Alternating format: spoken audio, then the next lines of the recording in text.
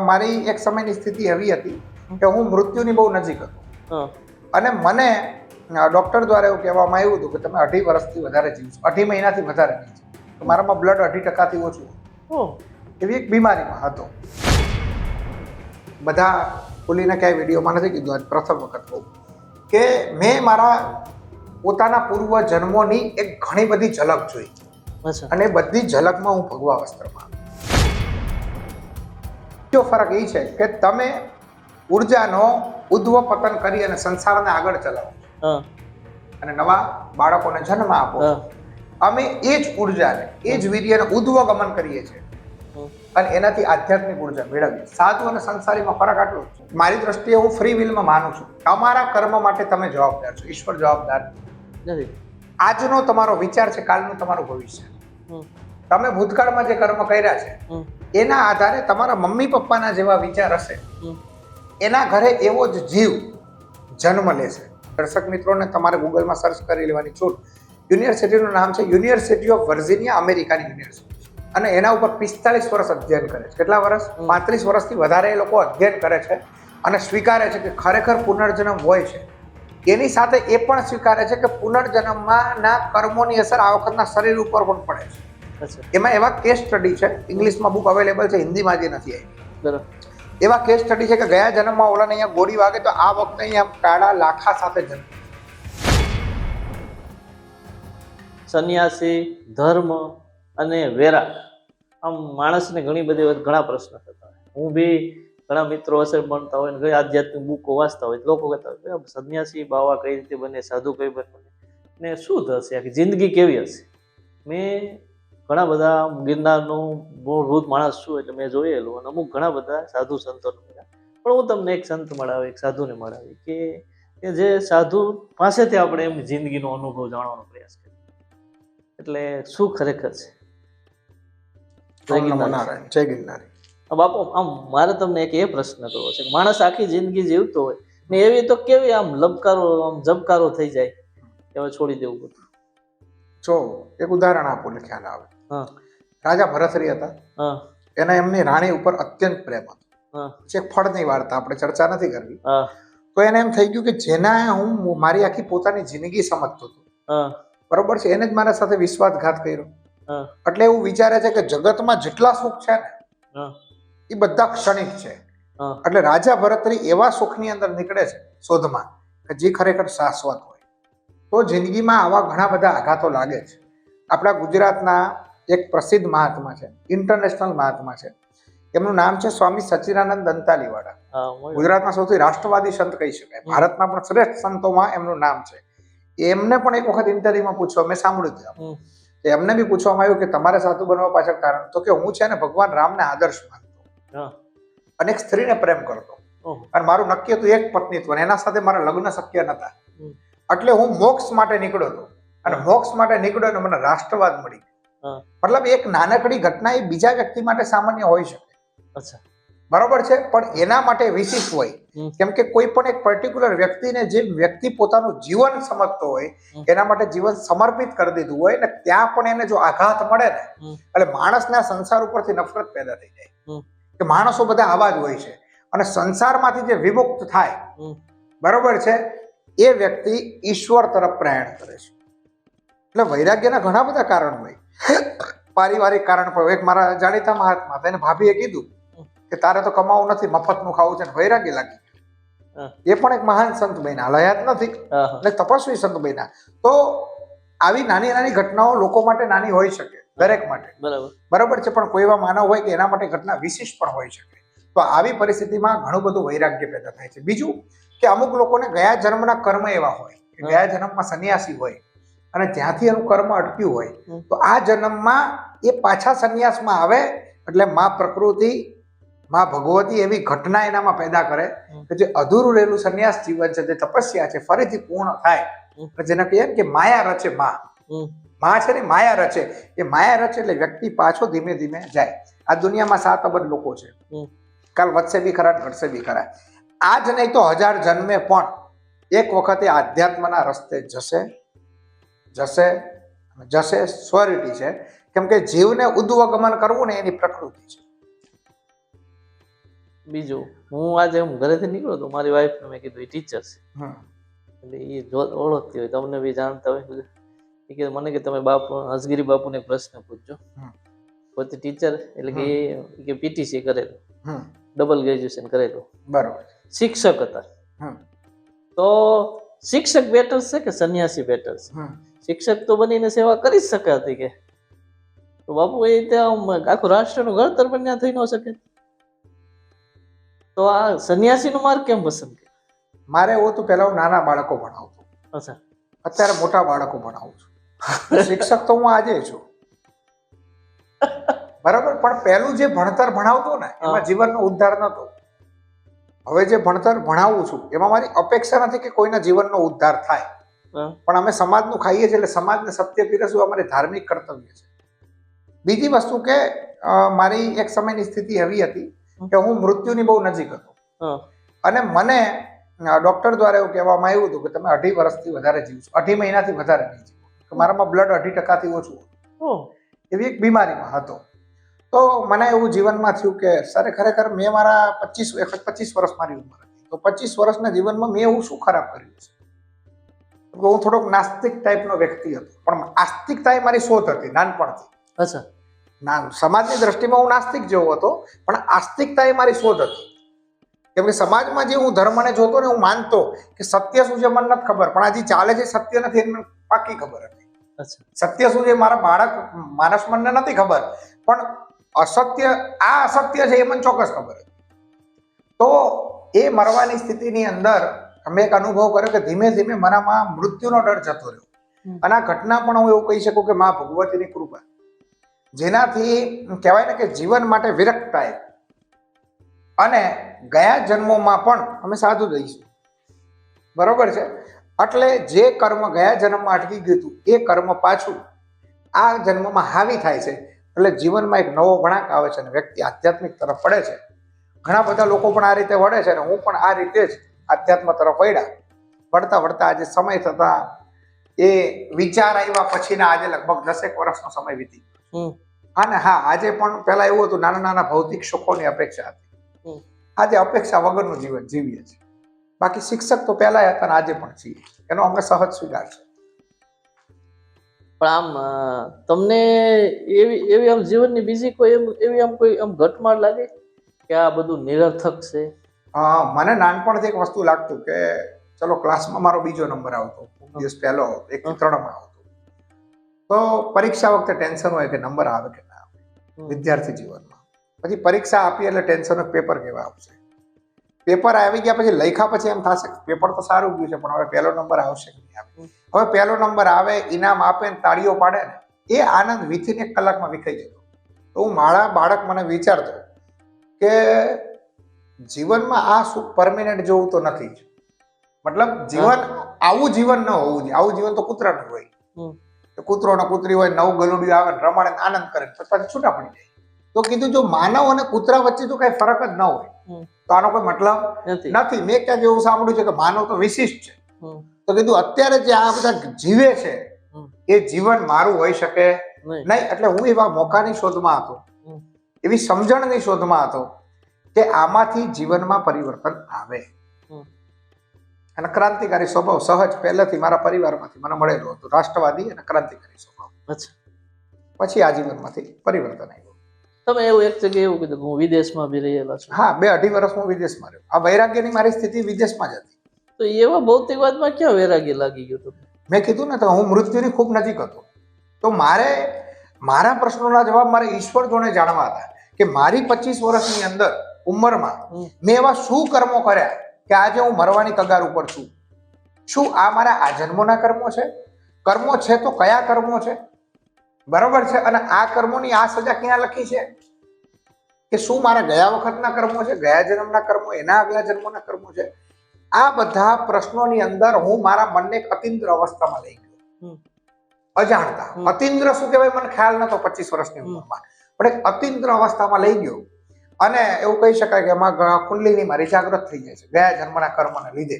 મન અતિન્દ્ર અવસ્થામાં થાય તો અચાનક પણ કુંડલીની જાગૃત થાય, એને થોડી પાગલ જેવી અવસ્થા કહેવાય.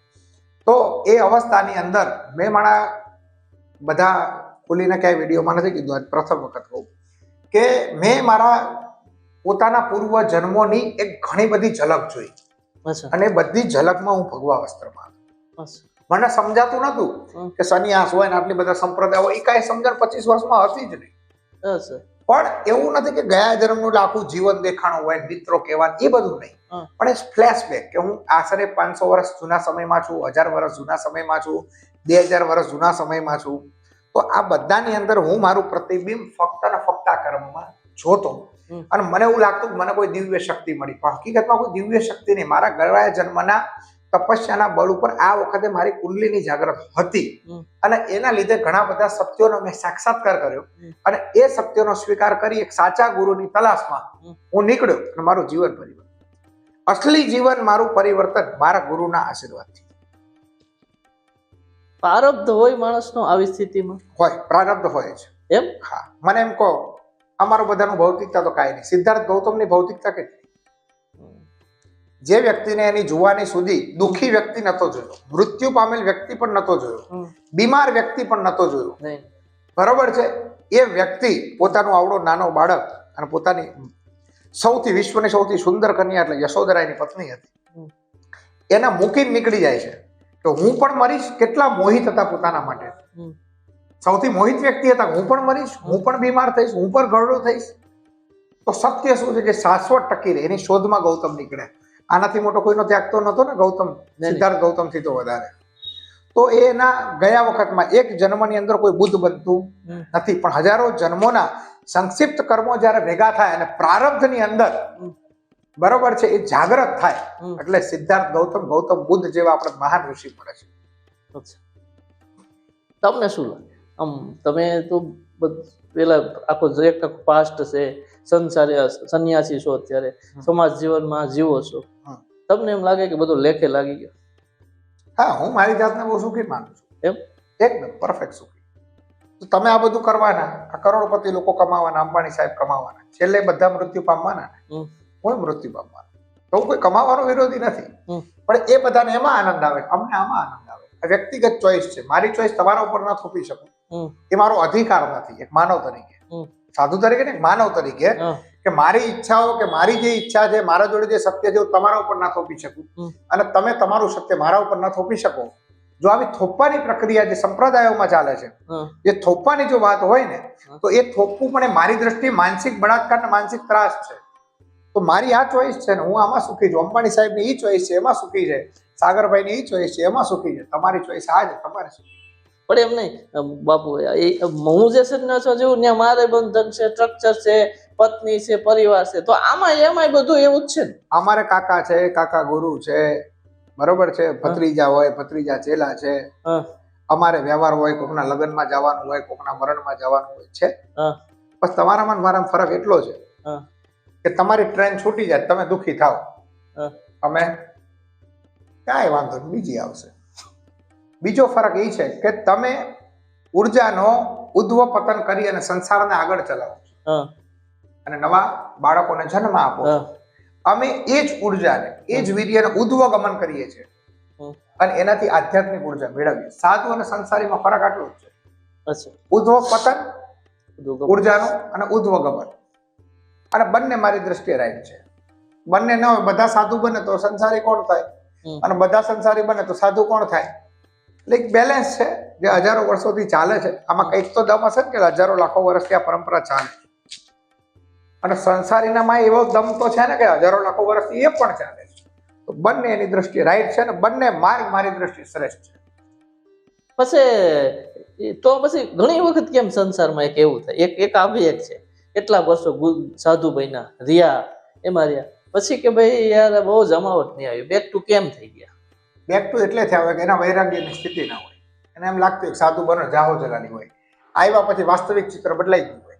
વાસ્તવિક ચિત્ર બદલાય એટલે એની જે અપેક્ષા હોય કે મને હજારો લોકો પગે આવવા લાગશે, લાખો રૂપિયા આપશે, સારી ગાડી ફેરવું, એ અપેક્ષા ન સંતોષાય. કેમ કે એનામાં જ્ઞાનની પીપાસા ન હોય, બરોબર, શોખથી બન્યા હોય. સાધુ બને બી ખરા, બરોબર, અને બનાવવા પણ પડે, ફરક હોય બંનેમાં.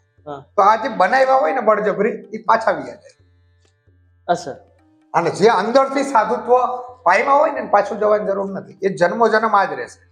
ગમે એવા રાજાને ત્યાં જન્મ છે, લેશે સંન્યાસ. કેમ કે એનો જીવ એવો ઉચ્ચ કોટીનો હોય.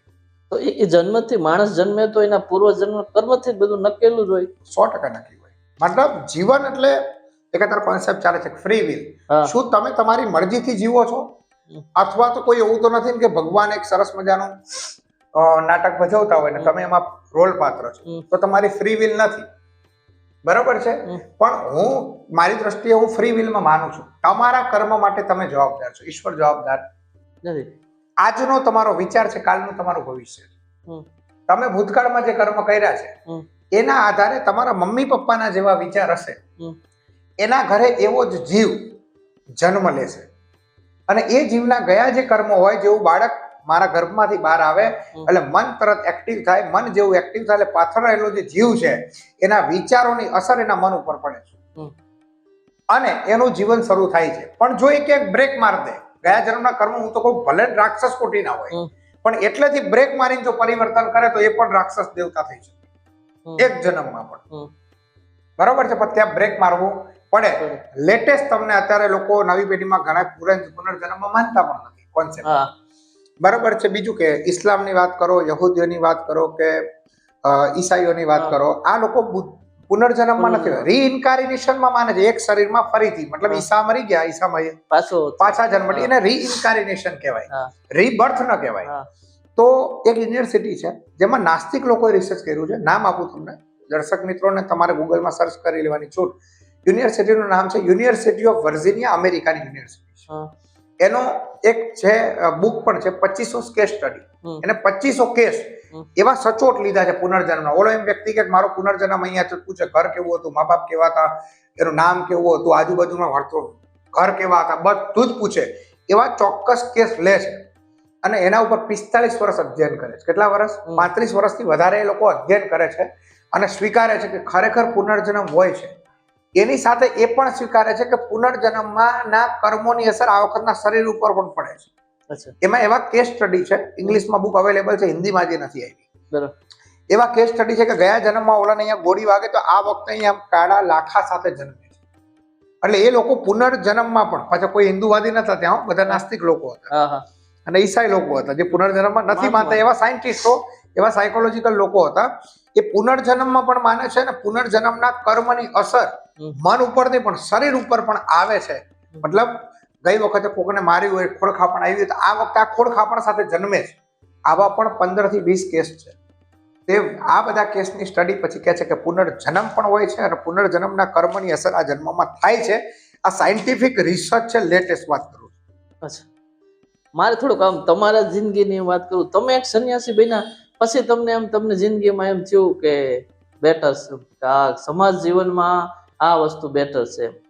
નહીં, મેં મારા વિચારમાં મેં એક વસ્તુ સ્વીકાર કરી લીધી કે હું જે વિચારથી વ્યક્તિ હતો ને, હું સમાજ જીવનમાં રહી શકવા સક્ષમ નહોતો.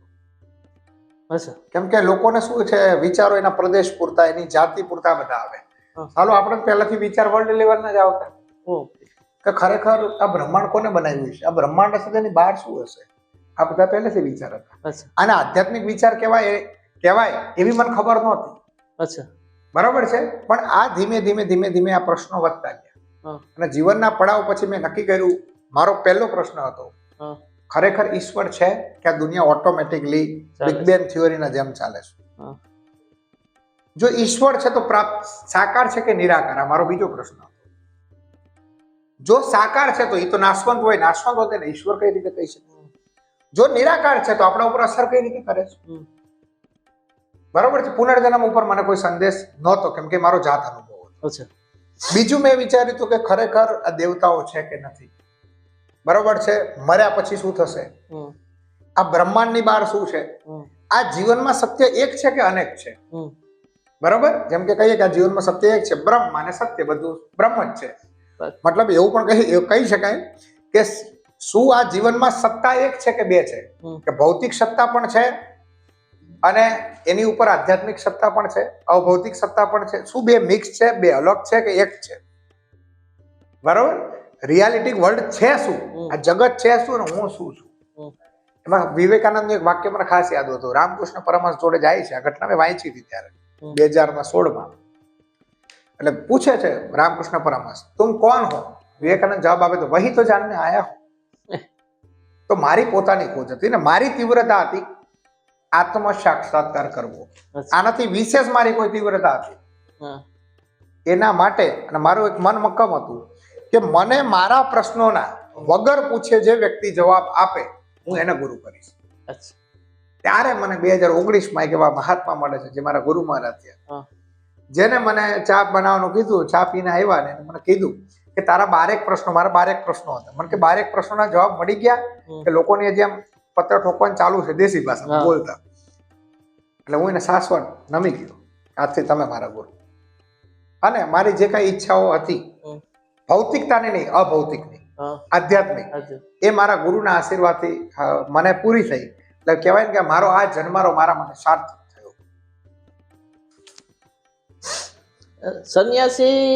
સન્યાસી હું તો શીખતો હોય છે, શીખતો રહું સતત. કોઈ બુક છે, ઘણી બધી છે. સન્યાસી શીખતા હોય ખરા? હા, અમે શીખતા હોઈએ ને. હા, અમે વિચારે કે રીંગણા છે, આમાં રોગ શું આવ્યો હતો, હવે એનો પ્રાકૃતિક રીતે એનો રોગનું નિરાકરણ કઈ રીતે કરી શકાય, બરોબર, જેથી સમાજને આપી શકીએ ભાઈ પ્રાકૃતિક ખેતી પણ થઈ શકે. બરોબર છે. નવું વાંચતા હોઈએ. અત્યારે તમે એઆઈ જીપીટી ની વાત કરી તો કે આત્મ સાક્ષાત્કાર કરવાથી એઆઈ જીપીટી નું નોલેજ ના આવે, એનાથી તો સત્ય આવે ને. એનાથી ભૌતિક શાસ્ત્ર શું છે હવે થોડી ખબર પડે, ફિઝિક્સ શું છે એ મને થોડી ખબર પડવાની છે. તો એના માટે અભ્યાસ હતો, અમે એ પણ શીખીએ. હું આર્ટ્સ નો વિદ્યાર્થી રહેલો, બરોબર છે. તોય અત્યારે લેટેસ્ટ ફિઝિક્સ ને સમજવાની કોશિશ, હા મારે જરૂર છે એટલે હું સમજી લઉં. અચ્છા, બરોબર છે કે ખરેખર આ ક્વોન્ટમ થિયરી શું છે અને શું કહેવા માંગે છે, કેમ કે આધ્યાત્મને લગતા પ્રશ્નો છે. અને એક યુવાન સાધુ છું, 21મી સદી છે. કાલે મને યુવા પેઢી પ્રશ્ન પૂછે તો એને પણ એ જવાબ પણ આધ્યાત્મિક દ્રષ્ટિકોણથી આપવા એ મારી નૈતિક ફરજ છે, કેમ કે સમાજનું ખાઉં છું, ઓડાકમાં જ નથી જાતો. તો એના માટે અમે પણ આ બધું શીખતા જ હોઈએ છીએ. એ પણ શીખીએ, તમારે જેમ વિચારે કે એડિટિંગ કઈ રીતે કરે એ પણ શીખીએ.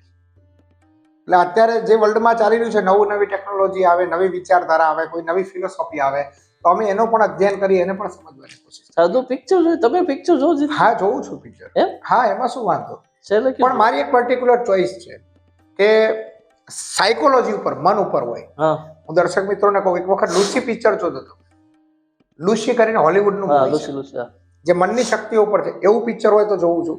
પછી રિયલ સ્ટોરી ઉપરથી જો કોઈ ઐતિહાસિક ઘટના બનેલી હોય અને એના ઉપર રિયલ સ્ટોરી બની હોય એ પણ જોઉં છું. છેલ્લે તાજ સ્ટોરી પણ મેં જોઈ, પરેશ રાવલ. હા, એ પણ જોઈએ છે. તો પણ મારી એક સિલેક્ટેડ ચોઈસ હોય, એન્જોયમેન્ટ માટે નહીં પણ શીખવા માટે. પણ શીખવાની સાથે આનંદ મેળવવો. તો કા સાયકોલોજીક પિક્ચર હોય, કા હિસ્ટ્રિકલ હોય, કા આધ્યાત્મિક હોય, આવા જેનર ના જો. હા, તો પિક્ચર જોઈએ અમે. બરાબર. થિયેટરમાં જઈને કાશ્મીર ફાઇલ પણ જોઈ હતું. હા, રાષ્ટ્રવાદનો વિષય હતો ને. આ તાજ સ્ટોરી પણ રાષ્ટ્રવાદનો વિષય છે એટલે જોઈ પિક્ચર. બરાબર.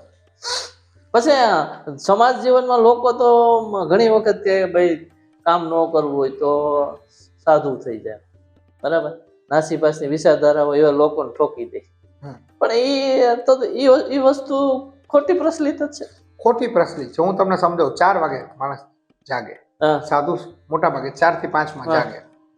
જાગી નાઈ ધોઈ સ્નાન કરી ફ્રેશ થાય, ભગવાનની આરતી પૂજા કરવા જાય એટલે પેલા કચરા પોતું કરે, બરોબર છે. કચરા પોતું બધું કમ્પ્લીટ કર્યા પછી આરતી પૂજા કરે, એના વાસણ ધોવે, પછી આરતી પૂજા કરે. આરતી પૂજા કરી અને ગુરુ જે મંત્ર આપ્યો હોય એનો અડધો કલાક જાપ કરે. જાપ કર્યા પછી પાછા રસોડામાં જાય, ચા પીતા હોય, દૂધ પીતા હોય, નાસ્તો કરતા હોય, એ કરે. એ કર્યા પછી આખા રૂમના જેવડો આશ્રમ હોય એના કચરા પોતા કરે. પછી બહાર ઝાડવા છે એને પાણી પાય. જેવો સૂરજ ઉગે એટલે પાછા ફૂલ ઉતારે, ભગવાનનું નામ સ્મરણ કરે, ભગવાનના ચરણોમાં ધરે, બરોબર. તા 2-4 ભગત આવે એના માટે ચા બનાવે. તા પાછા 11 વાગી જાય, વચ્ચે એકાદું પુસ્તક વાંચતા હોય. બપોર 11 વાગે પછી જમવાનું બનાવે, 12 વાગે જમીન આરામ કરે, ઉઠે, પાછું મંદિરની સફાઈ કરવાની હોય, કચરા પોતા કરવાના હોય, મહેમાન આવતા હોય, જવાબ આપવાના હોય, વ્યવહારિકમાં જવાનું હોય. આમાં કામ ક્યાં નથી એ સમજાવો. કામ તો હોય જ છે. લોકોને એમ લાગતું કામ નથી, સાધુ બની જાય. બિલકુલ નહીં. તમે એમાં નોકરીમાં તો ફિક્સ છે ને, રજા છે, આરતીમાં રજા હોય, દિવાળી હોય તો ઠીક ને ઉત્તરાયણ હોય તો ઠીક, તમે 2 દિવસ રજા લઈ શકો. આમાં રજા જ નથી હોતી. પછી માર્કેટમાં બીજા કોઈ માન લ્યો, સમાજ જીવનમાં તો બધા સરખા હોતા નથી. ઘણી વખત કોઈ સાધુ કે કોઈનું પાત્ર વગોવાય તો એક સાધુ તરીકે તમે કેવું ફીલ કરો? તમને એમ લાગે કે એવું સમાજ? ના, હું તો કહી દઉં, ઈશ્વર એને સદબુદ્ધિ આપે. સહજ ઘટના સ્વીકાર લેવાની, એમાં મોટું રૂપ આપવાની જરૂર ક્યાં છે? અમે સાધુ બનાવવાનો એક વિચાર પાકો કર્યો હોય કે સમાજ ફૂલના પણ હાર પહેરાવશે, અને ચપ્પલના પણ પહેરાવશે. બસ બંનેની અંદર મનની સ્થિતિ એક હોવી જોઈએ. આ બંને અમે શરૂઆતમાં ગુરુજી છે ને ગળથુથીમાં પાઈ દે કે આની તૈયારી રાખવાની. કોઈ વિશે તમે કઈ વિચારો? નહીં, એમાં કાંઈ વિચારવાનું ન હોય. સમાજ બંને આપે તો આપણે બંનેમાં ફૂલ જ સમજીએ, આનંદ કરવાનો. ટીકા ટિપ્પણી નહીં કરવાની. હા, રાષ્ટ્રના વિરુદ્ધની વાત હોય, ધર્મના વિરુદ્ધની વાત હોય તો ચોક્કસ કહેવું પડે, ખુલ્લીને કહેવું પડે. કેમ કે અમે પિંડદાન તો કરીને આવ્યા છે, મૃત્યુનો ડર તો છે ને. અને મૃત્યુનો ડર ગયો હોય તો જ આધ્યાત્મિક વિચાર આવ્યા હોય, તો પછી એમાં વિચાર શું કરવાનો? રાષ્ટ્રવાદ અમારા માટે વિચારવો પડે. રાષ્ટ્રના વિરુદ્ધમાં કોઈક બોલે એટલે અમે એના વિરુદ્ધમાં બોલીએ. પછી હગો ભાઈ જ કેમ ન હોય કોઈનો, આપણો ફેરક ન પડે. કોઈ પાર્ટી વિશેષ હોય કે ગમે તે હોય, એ કહેવા જેવું એ કહી જ નાખવાનું હોય. એનું નામ સાધુ. સાધુ માટે રાષ્ટ્રવાદ કમ્પલસરી છે. તો રાષ્ટ્ર નથી તો તમારી ઝૂંપડી ક્યાં, ગામ ક્યાં, તમારા ભક્તો ક્યાં? રાષ્ટ્ર પ્રથમ. અચ્છા, એક બીજો છેલ્લો મારો પ્રશ્ન. આ સાધુ હું બની ગયો, તમે બી સાધુ બની ગયા, આજ તો લોકો ઓળખે છે, પછી આપણે પાસ્ટના મિત્રો હોય એ આવે તો મળે તો એમ તમને એમ થાય કે તમને આમ પેલાના જે છે એ સંબંધો જાગૃત થાય કે એની કોઈ અસર થાય? પછી હવે મારી વ્યક્તિગત જ વાત કરું કે 4 વર્ષ હું કોઈના સંપર્કમાં નહોતો. 4 વર્ષ પછી આ સોશિયલ મીડિયામાં વિડીયો ને આવ્યા એટલે ક્યાંક ને ક્યાંક મારું ફેસબુક એકાઉન્ટ ને બધું ગોત્યું, શોધી અને મને મેસેજ કર્યા. પછી એ લોકો જાણ કરે. બીજું કે અમે સંન્યાસની જે આધ્યાત્મિક પ્રક્રિયામાં ગુજરા હોય ને, એટલે જૂની સ્મૃતિ છે ને એ ધીમે ધીમે ઘટતી જાય. અચ્છા, સાચા ગુરુ મળે એટલે જૂની સ્મૃતિ ઘટતી જાય. પછી એવા લોકો કોન્ટેક્ટમાં પણ આવ્યા, મળવા માટે પણ આવ્યા. એક દિવસ રોકાણા, એક રાત રોકાણા. પછી એ લોકોએ મને એવો જવાબ આપ્યો કે અમે તને મિત્ર સમજતા હતા, પણ અમે જેને મિત્ર માનતા હતા એ તમે નથી. કેમ કે તમારા વિચાર અલગ, તમારી રહેણી કહેણી અલગ, તમારી બોલવાની પદ્ધતિ અલગ, તમારું જ્ઞાન અલગ. અમે જેને મિત્ર સમજીને મળવા આવ્યા હતા એ તમે નથી. હવે તમે હંસગીરી બાપુ છો, અમે તમને પગે લાગીને રવાના થઈ. કેમ કે એનામાં જે મિત્ર જેવી ફિલિંગ આવી જોઈએ ને, ફિલિંગ ના હોય. કેમ કે અમે આખો નવો જન્મ લીધો, નવા વિચારો, નવા માતા પિતા, મતલબ માતા પિતા એટલે ગુરુ, આખું જીવનનું જ પરિવર્તન કરી નાખ્યું હોય મન કર્મ વચનથી. તો વાણી વર્તન આ તે બધાની અંદર પરિવર્તન હોય. એને એટલું તો લાગે કે જે વ્યક્તિ મંદિરની બહાર ઉભો રહેતો હોય, સવાર 5 વાગે આરતી કરે છે, આ મારો મિત્ર ન હોઈ શકે. એટલે એવા લોકો આવે બી ખરા, મળે જ, પણ એ લોકોને કહેવાય ને કે અંદર તેવી ફિલિંગ નથી આવતી. ને એ જાય તમને દુઃખ ન થાય? નહીં, કશું નહીં, બિલકુલ નહીં, બિલકુલ. એક કાલ જાઉં, ઓકે, રોકાવું, ઓકે. અમારો સગો ભાઈ પણ જો અમને રસ્તામાં મળી જાય, જે પૂર્વાશ્રમમાં સગો ભાઈ થતો હોય, તો તમે જેમ ભગત મળો એ ભગત મળે, ફરક શું પડે? જેની સમદ્રષ્ટિ થઈ ગઈ હોય ને એના માટે ભાઈ શું, દુશ્મન શું? હા, છે કઈ નાનો મોટો વિરોધાભાસ હોય, માનસિક હોય, હૃદયસ્થ ન હોય. હૃદયસ્થી તો અમને પણ ઇસ્લામના વ્યક્તિમાં પણ ઈશ્વર દેખાય છે. એક હત્યારાના હૃદયમાં પણ અમને ઈશ્વર દેખાય, પણ માનસિક રીતે હત્યારો એટલે એને શારીરિક પીડા તો આપવી જોઈએ. હા, એની અંદર પણ શિવ બિરાજમાન છે, અમારે ભૂલવું ન જોઈએ સાથે. આને કહેવાય અદ્વૈતવાદ, વેદાંત, સમદ્રષ્ટિ. હું અને અસ્તિત્વ અલગ નથી. બરાબર, હું અને અસ્તિત્વ અલગ નથી. મારા ગુરુજી એક મહાન વાક્ય કહેતા, આમાં લેટેસ્ટ ફિઝિક્સની સંશોધન ઘણું બધું આવી જશે. એક વાક્યમાં દેશી વાક્ય છે કે દ્રષ્ટિમાંથી સૃષ્ટિ બને, દ્રષ્ટિમાંથી સૃષ્ટિ બને ને યોગ કહેવાય. દ્રષ્ટિમાંથી સૃષ્ટિ બને ને યોગ કહેવાય. અને ઈ સૃષ્ટિમાંથી દ્રષ્ટિને પાછી વાળી લે ને એને મહાયોગ કહેવાય. આ વાક્ય ઉપર સારી રીતે ચિંતન કરજો. પછી પેલી માનો સંપત્તિ છોડી દીધી, મા બાપ છોડી દીધા, મિત્રો છોડી દીધા, સગાવાલા છોડી દીધા, બરાબર. પણ આપણે યાદ વાળી કોઈ વસ્તુ, કોઈ જીવનની કોઈ યાદ ક્યારે એમ થાય કે આપણે એક આ વતનની યાદ છે કે આની યાદ છે? આવે, યાદ ક્યાં આવે? મનમાં ને. હા, મનને શૂન્ય કરી નાખીએ તો જે સમસ્યા છે ને ત્યાં જ અમે પ્રહાર કર્યો હોય.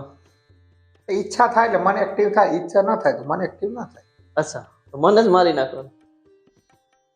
જરૂર હોય એટલે એક્ટિવેશન થાય. બાકી જેને અજંપા જાપ કહેવાય ને, મંત્ર ચાલુ હોય, ગુરુની કૃપાથી પ્રેક્ટિસ કરી હોય. એટલે તમે આમ નવરા બેસો, થોડી વાર એમ થાય મોબાઈલ જોઈએ, આ જોઈએ, અમને એવું કઈ ના થાય. આમ બેહી રહ્યો સાંજ સુધી કે બાપ બેહો, હું બેહું, કઈ વિચાર કઈ ના આવે. બેઠા સાથે વિચાર કરીએ દુઃખ થાય ને, એવું શું કામ કરવો જ જોઈએ? તો આધ્યાત્મિક જીવનમાં માણસ ક્યારે પ્રવેશે, કેમ થાય, શું થાય, એની બધી આ વાત હતી. બહુ ગહન સબ્જેક્ટ છે, એના વિશે કલાકો ચર્ચા હાલે. અને થોડુંક ઉપર ચલવું તમને બાપુના માધ્યમથી કહેવાનું કે એમને ઘણો જિંદગીનો બધો એક્સપિરિયન્સ છે અને તમારા સુધી કે છો આપણે સંસારીઓને તો આવું બધું સાહિત્યમાં વાંચ્યું હશે, પણ મને એમ છે કે એણે બહુ નજીકી જિંદગીથી અનુભવ્યું છે અને અનુભવની વાત છે. બીજા ઘણા બધા મુદ્દા છે. મેં એમના 5-6 ઇન્ટરવ્યુ લીધા છે. આમાં તમે જોજો અને તમને કંઈક શીખવા મળે, જાણવા મળે, તમારી જિંદગીમાં પણ કંઈક અનુભવ સારો રહે, એના માટેનો મારો પ્રયાસ છે. બસ આટલું. જય જય ગરવી ગુજરાત.